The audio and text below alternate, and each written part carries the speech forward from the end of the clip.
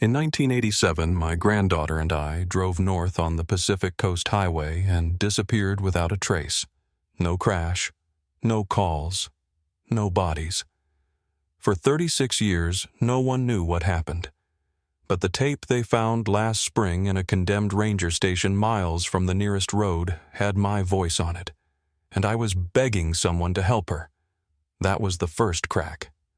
That's when they realized we'd never left. Before we start, tap subscribe to help uncover the stories they tried to bury. Every share, every listen, keeps a name from being erased. My name is Evelyn Voss. I was 67 that summer, living alone in Modesto, California. Retired after 30 years teaching high school biology. I lived a quiet life, grocery runs on Tuesday's Bridge Club every other Sunday. I'd been widowed for a long time by then. My daughter Melanie had drifted, always chasing something, new jobs, men, sometimes countries. And then there was Mara. Mara was 13 when she came to stay with me that July. Melanie had left for a cruise with a man she'd only just met, and I didn't ask questions. I wasn't the warmest grandmother, I know that. But I took her in. I fed her, got her out of the house. Thought it might be good for both of us. We decided to drive up the coast. Or rather, I decided. She rolled her eyes and threw a Twizzler in her mouth, but she came. We left from San Luis Obispo just after breakfast at a diner that hadn't changed its menu since '72. The sky was overcast, the roads slick from morning mist. Mara flipped through cassette tapes while I kept my hands steady on the wheel. She chose something soft bossa nova, I think. Not her usual, but I didn't ask. We weren't talking much then. The silence between us had weight, but it wasn't mean. Just tired. She looked like her mother at that age. Same sharp chin, same bored stare. We were headed toward Mendocino, a slow, scenic drive. Nothing urgent. I had a map folded in the glove compartment. We passed rocky cliffs, low fences, the occasional motorhome creeping along. Waves below us looked like glass breaking against the shore in rhythm steady and uncaring. It felt peaceful in a way only a quiet road can be. Then we saw the sign, crooked, half-eaten by Grass Devil's Rest Ranger Station. 2 miles. I remembered it from years back. I think my husband and I once stopped there for lunch on the way to Fort Bragg, but I hadn't thought about it in decades. Mara asked if we could stop soon, stretch her legs. I told her we'd pull off at the next turnout, maybe near the station. As we climbed into a thicker patch of pine forest, something shifted. The sky dimmed further. Fog rolled in, not the kind that drifted gently, but the kind that came in quick like someone drawing a curtain. The air changed. The cassette sputtered. The radio gave a static squeal. Then the headlights dimmed. Just like that. Like the power had slipped underwater. I remember saying something under my breath. Nothing loud. Just a reaction. I coasted the car to the shoulder. The engine hadn't stalled, but it didn't sound right. Mara looked over unimpressed. "Did you forget to get gas again?" I didn't answer. I got out. The air smelled like pine and damp wood. The trees weren't moving, but I could hear a hum, low, constant, like a transformer nearby. No birds, no wind, just that sound pressing in. I popped the hood. Cables looked fine. Battery didn't smell burned. I closed it back and turned to check on Mara. She was already outside the car, staring past me. "Gran," she said. "Do you hear that I did?" It was a voice, a woman's, distant, soft, repeating something. "Hello? Can anyone hear me?" It didn't sound like it was coming from the trees. It sounded deeper, lower, maybe from the woods behind the turnout. And that's when I saw it. Just past a broken wooden fence. The trailhead. The one I'd forgotten existed. The one that pointed straight toward Devil's Rest. We hadn't even set foot off the road yet. But something about that voice had already started to pull us in. The trail narrowed faster than I remembered. What looked like a simple footpath behind the old Devil's Rest sign turned dense almost immediately, lined with thick pine and tangled ferns that clawed at our legs. I told Mara to stay close, but she didn't need the warning. Neither of us said much. The fog had deepened, crawling through the trees in slow, tight spirals. I kept looking over my shoulder back toward the car just in case, but after the first bend, the turnout was gone. No gravel, no road, just trees, and silence that didn't feel empty. I told myself it was nothing, that we'd find a ranger up ahead, maybe someone stranded. It was a park after all. But every step felt like we were being swallowed. And then we saw it. The ranger station. 2 stories tall, weathered and slumped with its roof sagging like it hadn't held up to a storm in years. The front porch was scattered with leaves and animal droppings, one side of the steps completely collapsed. A metal chain hung across the entry, but the door itself was open, not ajar, not cracked. Wide open. I told Mara not to go in. She didn't even look at me when she stepped forward. I followed, of course. I wasn't going to leave her in there alone. Inside, the air turned colder, like the whole building had been sealed for decades and was just now exhaling. The floor groaned beneath our weight. There were signs someone had been there, a sleeping bag on the floor, a tipped-over chair, a calendar on the wall that hadn't flipped since 1984.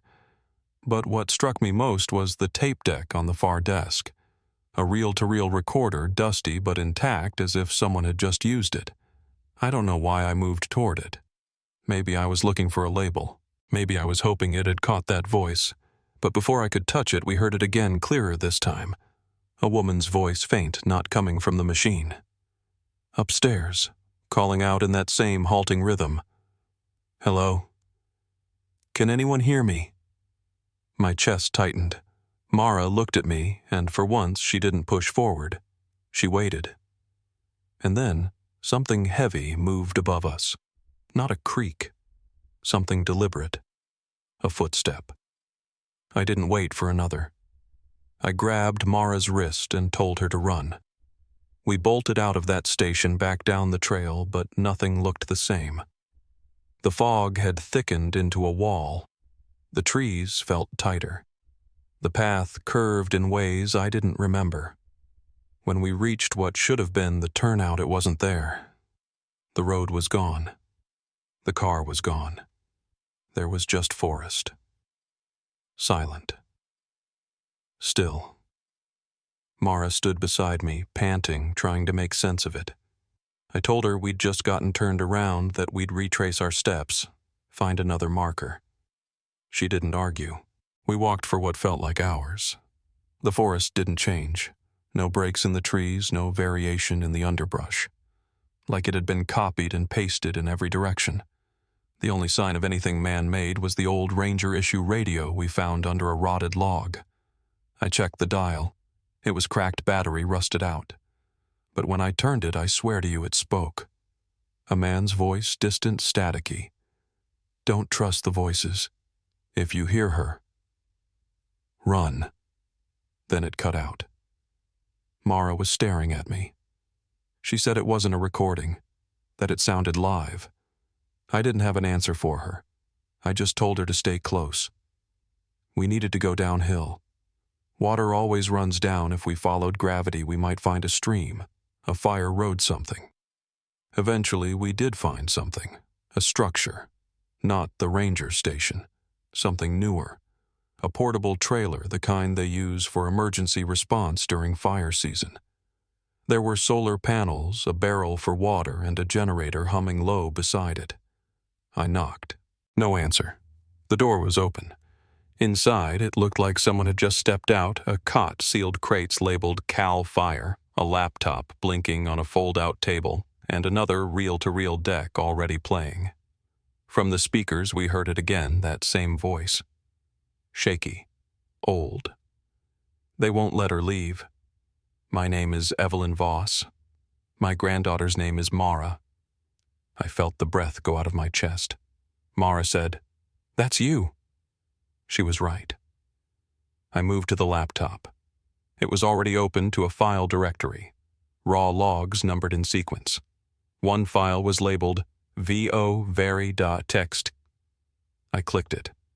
What came up was a report. Government style. Terms I didn't understand. But my name was there. So was Mara's. It described a recovery and incident type listed as temporal displacement. The notes said I had been found alone without my granddaughter 3.8 kilometers from Devil's Rest. It said I displayed memory fractures. It said I'd kept referring to a double of my granddaughter. I stepped away from the screen. My legs weren't steady. Mara was staring at me. "That's your name," she said, "but I'm right here." Before I could respond, we heard it again outside the trailer.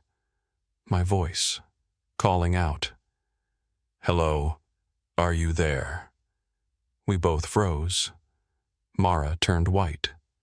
"That's you." I grabbed her hand and pulled her outside. The fog had thinned just enough to see the trail. But at the edge of the trees stood a figure.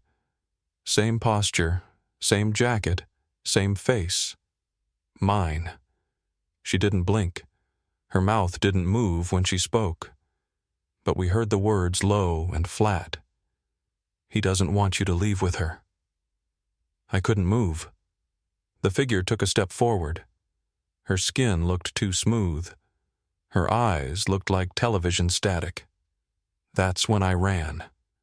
I didn't look back. I pulled Mara behind me. The trail twisted. The trees began to thin. And then, like a curtain being drawn, the road was there again. The Dodge Aries sat where we'd left it, fog curling around its wheels, sunlight breaking through the canopy above. I remember Mara collapsing against the car, trying to catch her breath. She asked me what just happened. I didn't have an answer. I started the engine. It turned over like nothing had happened. As we drove, neither of us spoke. Not about the trailer, not about the figure, not about the name in the report. But I couldn't stop checking the rearview mirror. I kept expecting to see something step out of the trees. 20 miles passed before Mara said anything. "That thing, it looked like you." I told her it didn't matter, that we were past it. But then she asked why there was a file with my name on it, why it said she was missing. I told her I didn't know. That was the truth. I didn't know. But I couldn't shake the feeling that the forest knew us too well, and that whatever let us leave wasn't done yet. We reached Fort Bragg by late afternoon. It was still overcast, but the fog had started to pull back from the coastline. I pulled into a gas station just off the main road. I told Mara to grab something from the store while I filled the tank, trying to act like we hadn't just come out of something we didn't have language for. She came back a few minutes later holding 2 sodas and a newspaper tucked under her arm. She didn't say a word, just handed me the paper folded to the front page, yellowed and brittle. There was a photo. Grainy, poorly lit. But I recognized us. Me looking younger, standing beside a girl who looked exactly like Mara. Same face, same haircut, same shirt. The headline read, "Grandmother and Granddaughter Missing, July 1987. She said my name out loud. I didn't respond. I just stared at the photo until I couldn't make sense of it anymore. We drove straight to the sheriff's office. It was tucked between a liquor store and a bakery like most small-town departments. A young deputy took our names at the front desk, then quietly excused himself. A few minutes later, a plainclothes detective came out to meet us. Mid-40s, short hair, no smile. She introduced herself as Detective Susan Greer and asked if we'd come to the back. We sat in a small room stacked with file boxes and old monitors. She slid a binder across the table and opened it to the first page. There we were. The original report, the missing persons bulletin, my name, and Mara's last seen traveling northbound in a beige Dodge Aries, July 14th, 1987. Vehicle never recovered. No witnesses after Point Arena. I told her I couldn't explain it. I gave her dates receipts from the motel in San Luis Obispo, the name of the diner where we ate that morning. I told her about the ranger station, the trailer in the woods, the voice on the radio, the other me. She didn't write anything down. She just watched. Then she asked for identification. I gave her my license. It looked fine, expiration date, address, everything, but when she ran it through their system, nothing came up. No scan, no record. Mara handed over her school ID. It was expired. Her fingerprints didn't return anything. Mine did. But they weren't in the active system. They were in archived records marked deceased. She came back about an hour later with a printout and sat down across from me. She said, "Your fingerprints match a woman declared missing in July of 1987. That woman was never found. Her estate was settled. Her home was sold. Your daughter passed away in 2001 from a stroke. She was 39. I didn't say anything at first. Mara turned her face away. I could see her shoulders shaking, but she didn't cry out loud. She just held herself still. I told the detective that wasn't possible, that we had left Modesto only days ago, that my daughter had dropped Mara off herself. Greer didn't argue. She didn't press. She just said someone from state investigations was on their way. Until then, we'd be kept at the station for our safety. They moved us to a small holding room just after dark. Concrete floor, metal cots, a single buzzing light overhead. I sat in the corner, arms crossed, trying to hold still. Mara curled up on the other cot with her sweatshirt balled under her head. She didn't ask anything, not yet. But I could tell the questions were coming. Around midnight, she stirred, sat up slowly and whispered, "They think we're ghosts." I said, "No, they think we're lying." But the truth was, I wasn't sure what they thought, or what I thought. She turned toward the wall and said, "Did something follow us back, or did something replace us?" I didn't answer. I kept hearing the voice from the radio. That warning. "If you hear her, run." I didn't sleep. I watched the door, the corners, the floor. Around 4, the light flickered. Nothing else. Just that. At sunrise, Detective Greer returned. She looked tired, but more than that, unnerved. She said someone was here to speak with us. A man named David Rusk, retired FBI. He worked cases involving long-term missing persons and anomalies ones without clear explanations. We followed her to a side conference room. Rusk was already seated. Late 50s, heavy-set gray around the temples, a manila folder and a thermos in front of him. He stood, shook our hands, then motioned for us to sit. He opened the folder and slid a photo across the table. It was a Polaroid. 2 figures, me and Mara, standing outside a ranger station. It looked recent. My coat. Her teal-painted nails. I said it had to be from 2 days ago. Rusk said no.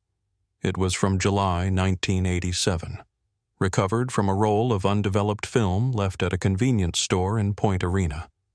The photo had never been released to the public. Then he showed us another. Our car, the Dodge Aries, pulled off the side of a dirt road. According to the original witness statement, a man driving a logging truck saw 2 people matching our description walk into the woods. When he passed the same spot 5 minutes later, they were gone. There had been traces over the years. Footprints. Torn notebook pages. One with Mara's name written in block letters pinned to a wall with a fishhook. A ranger's cabin half burned. None of it made sense. Then he slid another photo forward.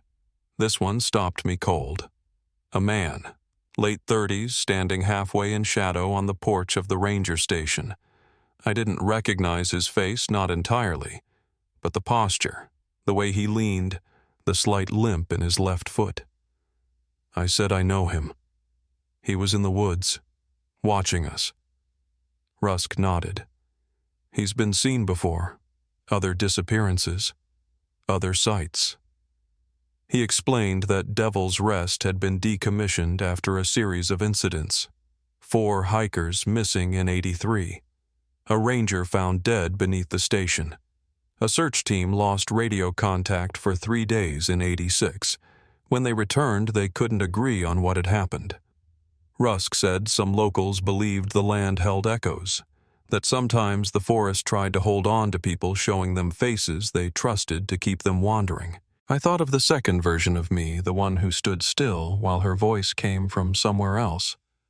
Mara sat quiet for a long time. Then she asked, "Why now? Why did we come back?" Rusk didn't answer right away. He just said, "That's what we're trying to understand." That afternoon, I stepped outside the station. It was still cloudy, but the town looked normal. People walking to work, coffee shops opening, a cyclist passing with earbuds in. But I felt like something in me hadn't come back right, like I was slightly out of step with everything around me. Greer joined me a few minutes later. She said she'd contacted the man who lived in the house I used to own. He confirmed my photo on the porch. Said no one had seen me since 1987. I asked again about my daughter. She said the same thing stroke 2001. No mention of me in her obituary. No public search still active. Then she handed me something. A still image from the gas station we stopped at the day before. The timestamp said July 13th, 1987, 3:42 p.m. The footage had been pulled from a cloud system, not old tape, not corrupted. Greer said, "You were recorded as being there, 36 years ago. We didn't talk much that night. They moved us to a safe house on the edge of town. 2 plainclothes officers posted nearby.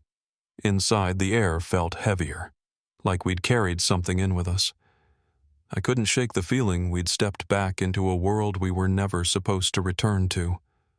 And whatever had let us go might still be deciding if it was a mistake." That night at the safe house, neither of us really slept. Mara lay on the couch in the front room, curled up under a blanket she'd pulled from the hall closet. I sat in the kitchen with a mug of warm water, not drinking, just holding it.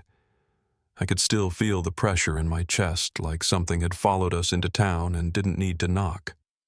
Around 2 a.m, the power flickered. Just once. Long enough to kill the hallway light and make the room feel colder. I told myself it was nothing old wiring, maybe.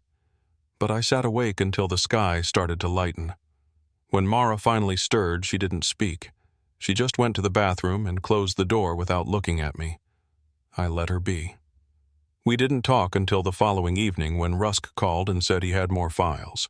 He wanted to meet privately without anyone from the local department. Greer didn't object. She'd seen the camera footage. She'd read the timestamp. She knew something wasn't adding up. We met at the sheriff's office just before sunset. The building felt quieter than before, like even the air had questions. Rusk brought a folder thin this time.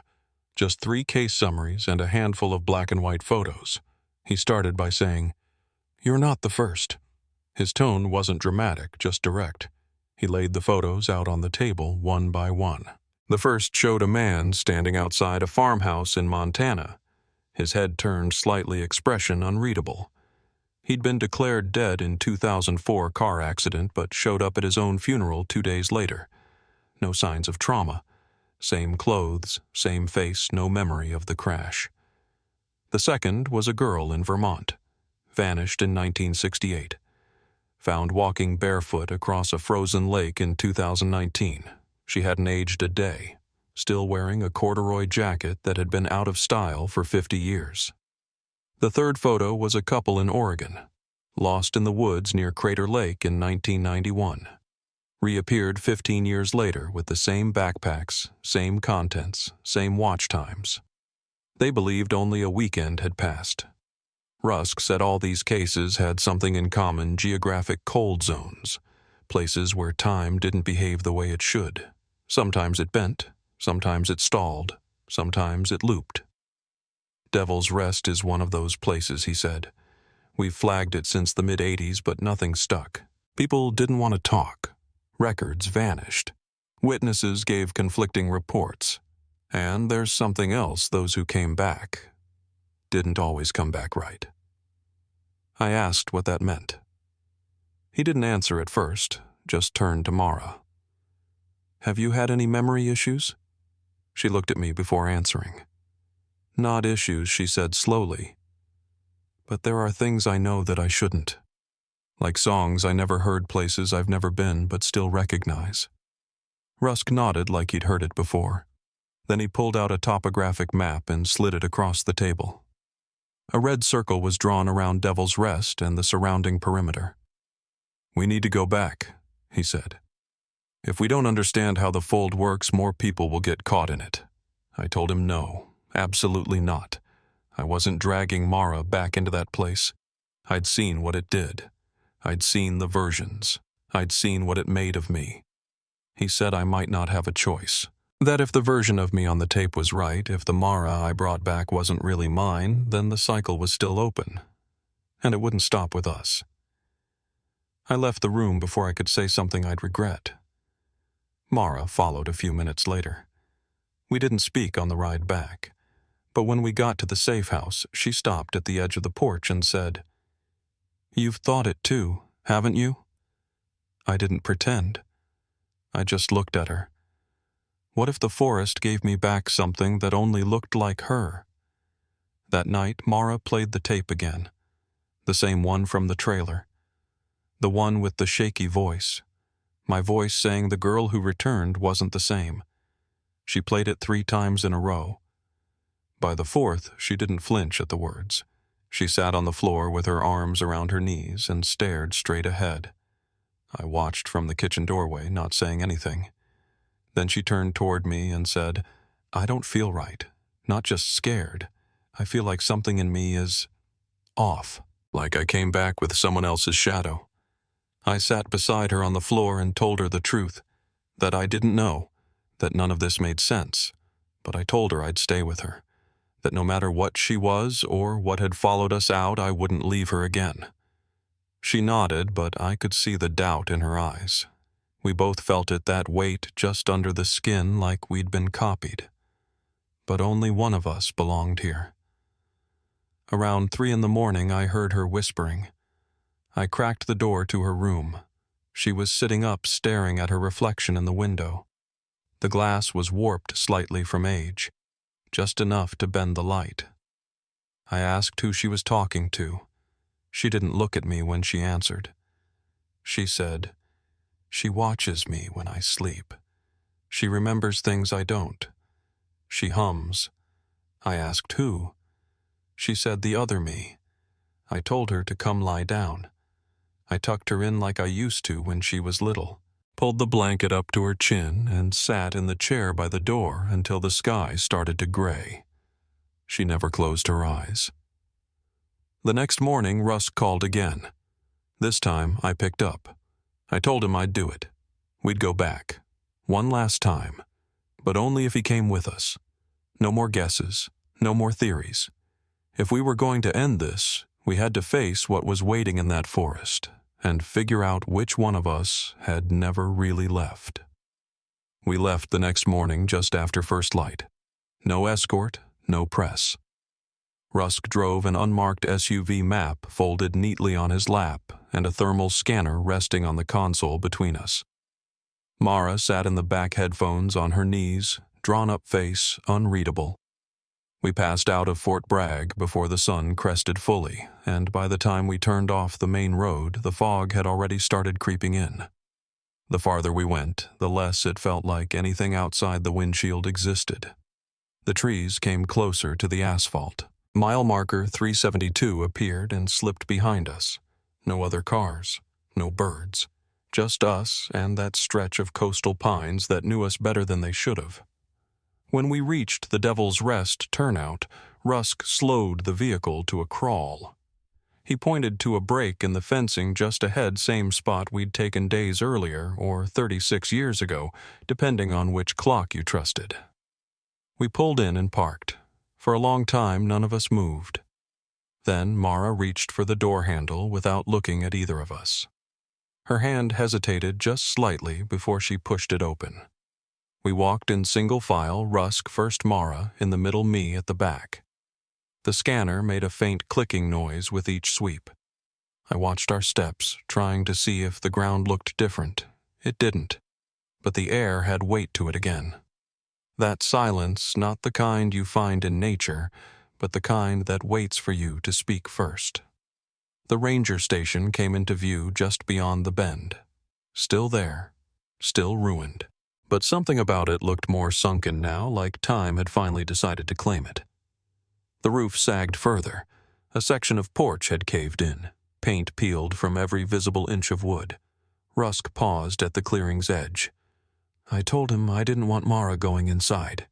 He nodded. Agreed. She stays with me. But Mara didn't flinch. She just said, I want to stay with her. Meaning me.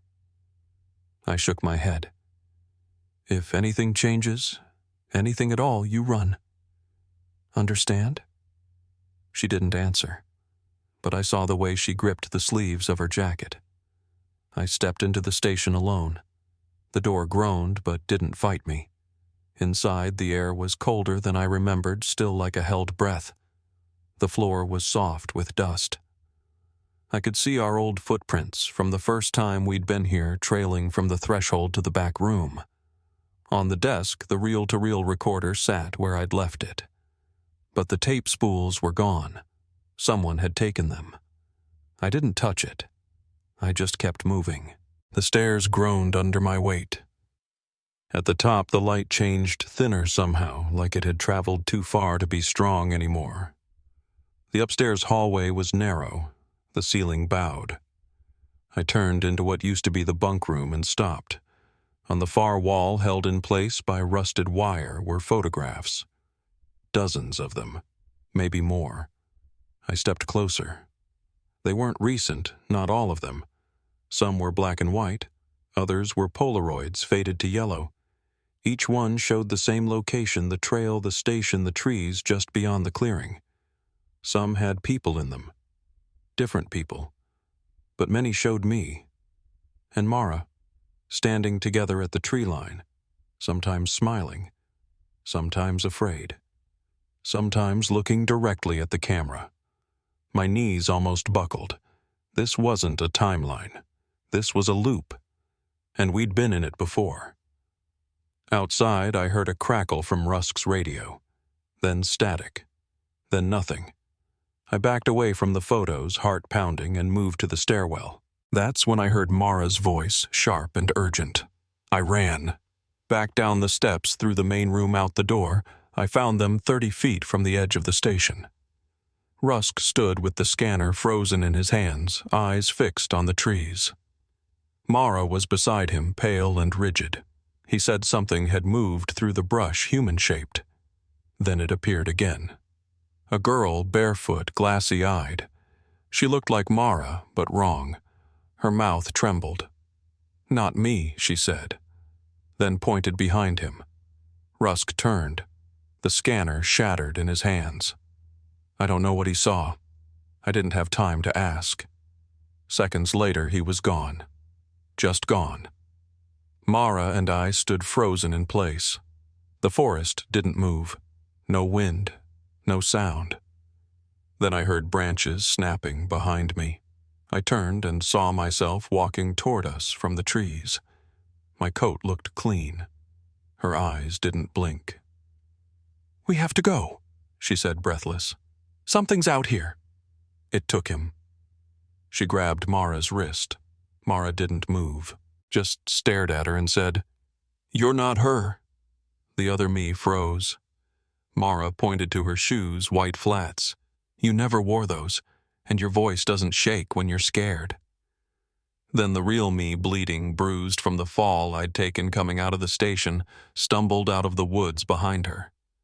The version in flats looked back at us once, then vanished into the fog. No sound. No trace.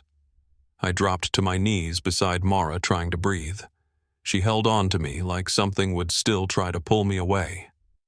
Then the radio at our feet clicked to life. Rusk's voice came through, weak but steady. "This is Ranger Post 9. Devil's Rest Outpost. Emergency channel. We have 2 recovered. Repeat, 2 recovered. Standing by." He'd made it. Somehow. By nightfall, a helicopter came in from the inland side. We were airlifted to a staging point 5 miles from the ranger station. Rusk had bruises, but nothing broken. He couldn't remember much, just said the woods had stretched, folded, swallowed, and spit him back out. Before we parted, he pressed something into my hand wrapped in cloth, found it where the other Mara was standing. I unwrapped it back at the motel. It was a photo. Me and Mara, standing in front of the ranger station, smiling.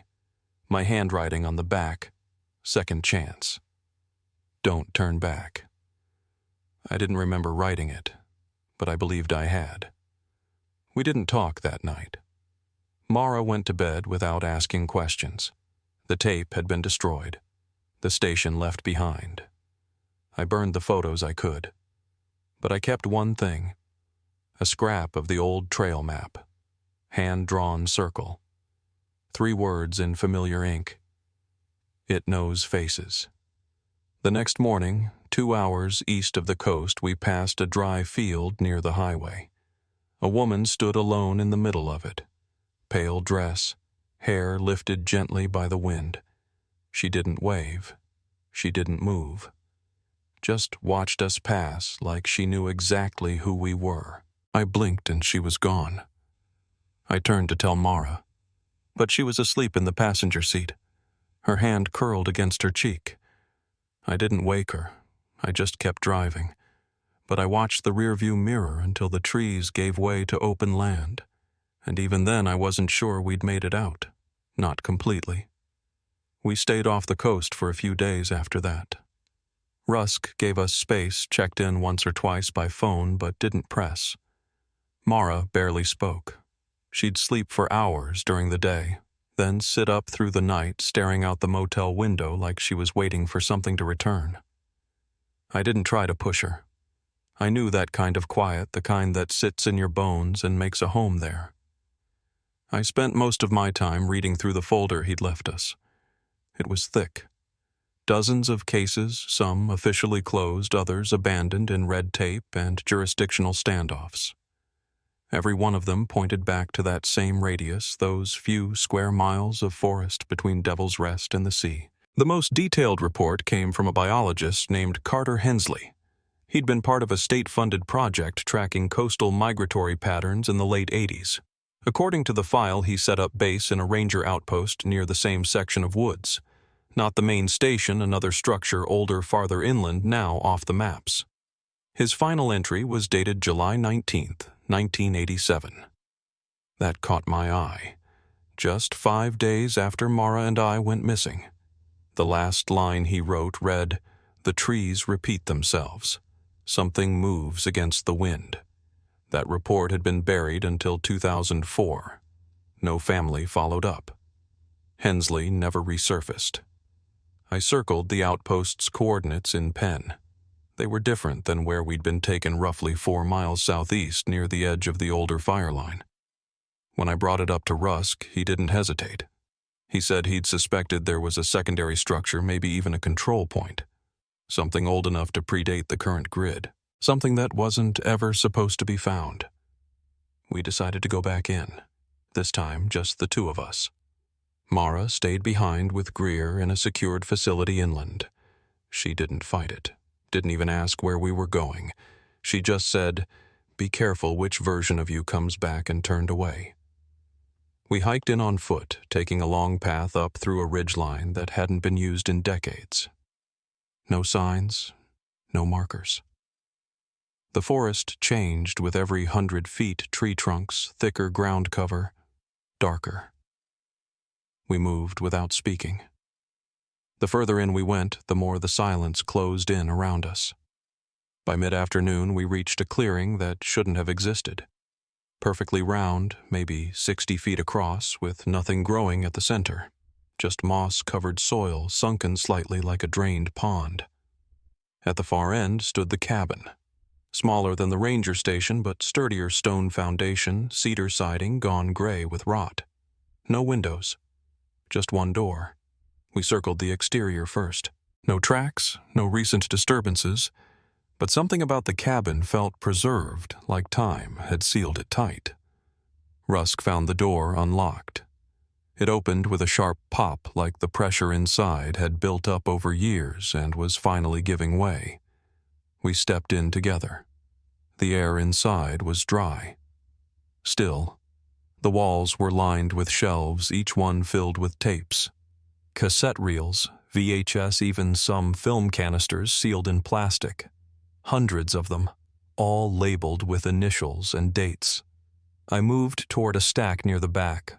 One was marked MS, July 14th, 1987, my initials, our date.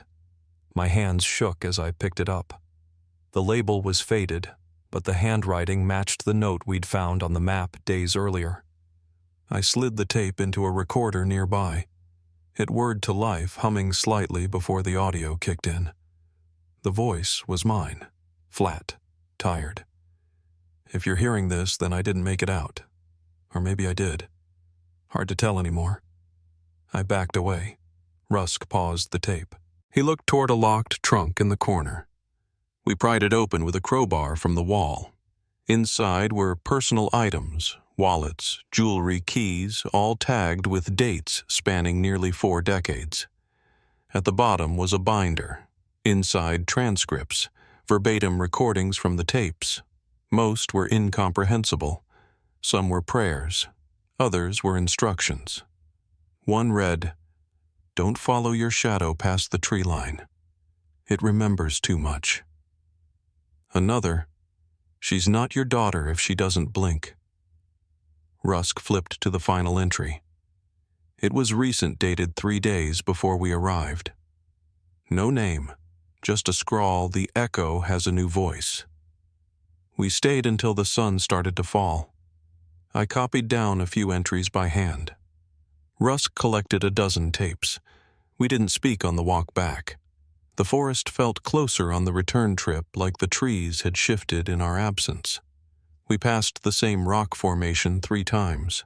At one point I touched the bark of a nearby redwood and felt it pulse just once like a slow heartbeat. We reached the trailhead well after dusk. No stars, no signal. But I could see the faint outline of the road through the trees. We'd made it out. For now. Back at the motel, Mara was gone. Greer said she'd stepped out to get air around noon and never returned. Her bag was still there. So was her jacket. I found a note on the bathroom mirror, written in soap, "I know where I belong." That night I sat by the window for hours watching the cars pass.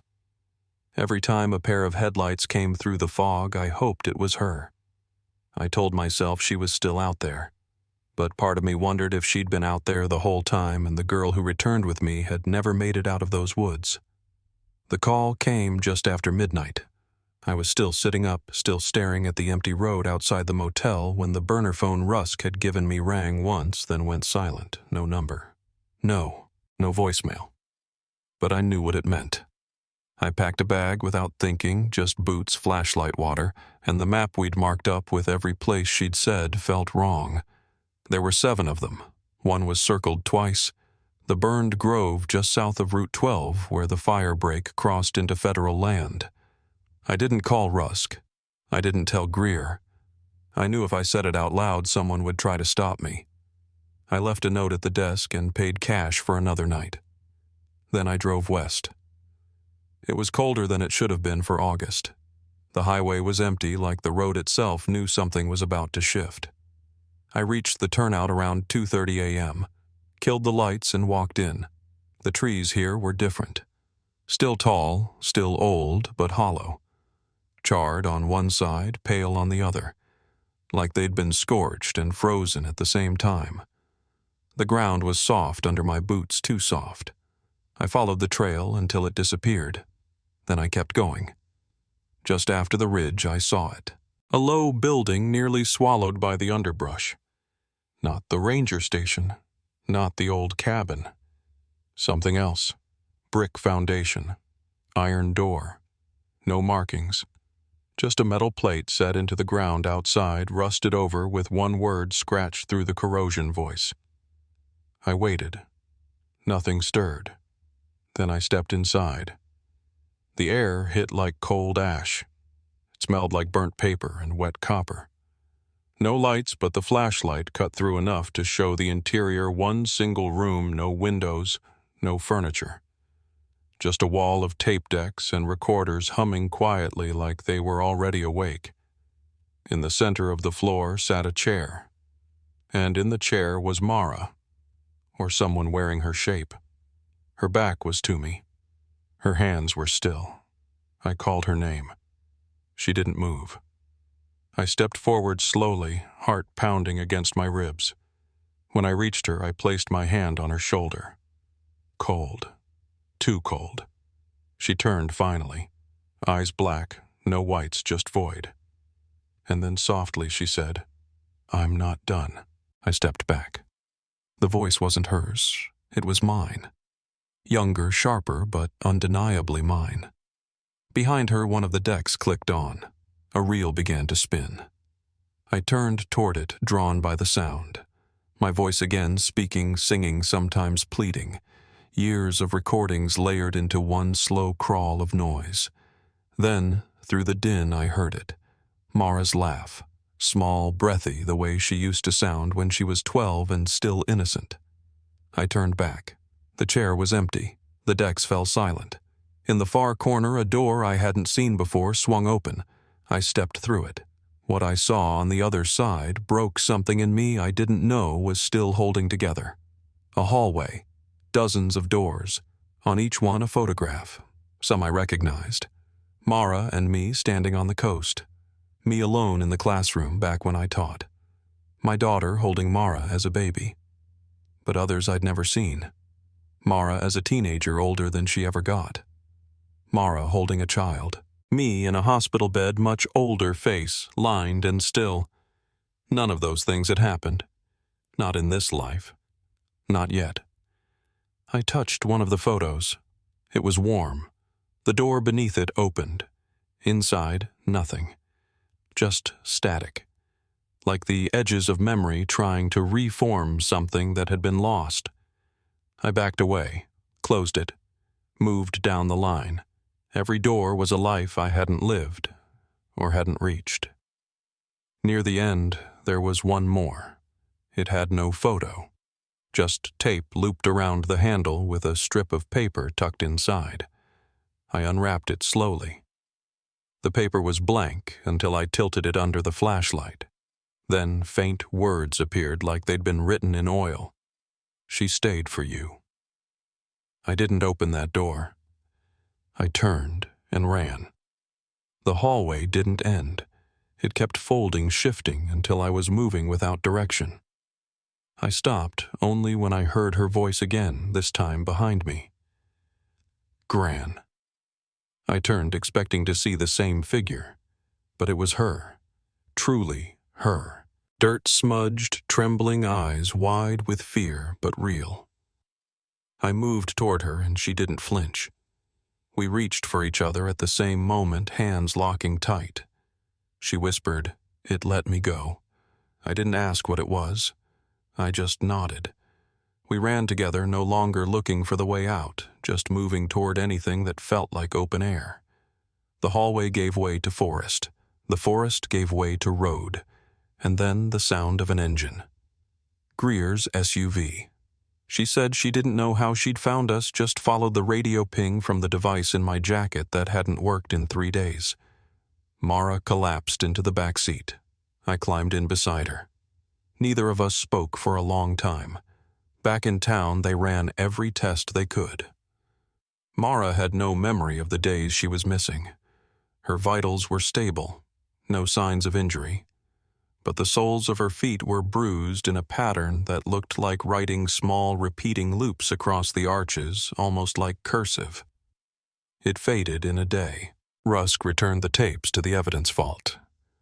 I burned my copies. I kept the map, though.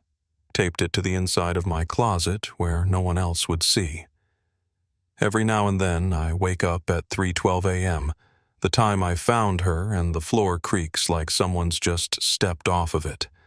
I don't look, I just listen. Sometimes in the silence I still hear her voice laughing, humming, calling my name. But when I check her room, Mara is always there. Breathing, slow, eyes closed. But I never touch her. Not right away. I wait until I'm sure. Because I need to know. She blinked. They held Mara for 72 hours under psychiatric observation. It was protocol standard after a missing person reappears with no clear memory and signs of disorientation.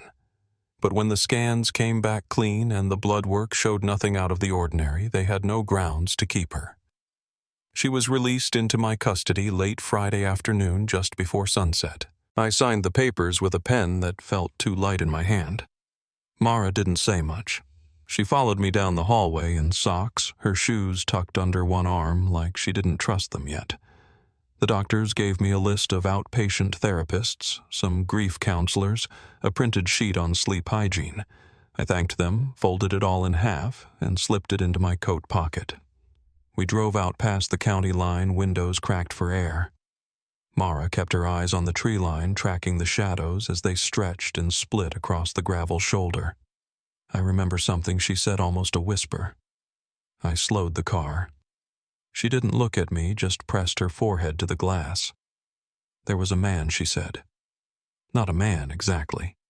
But he wore a man's shape.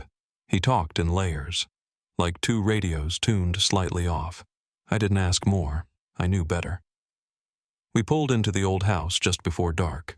It looked smaller than I remembered. She went straight upstairs, curled under the blanket on the far side of the bed, and stared at the ceiling like it might shift and speak. I sat beside her until her breathing evened out.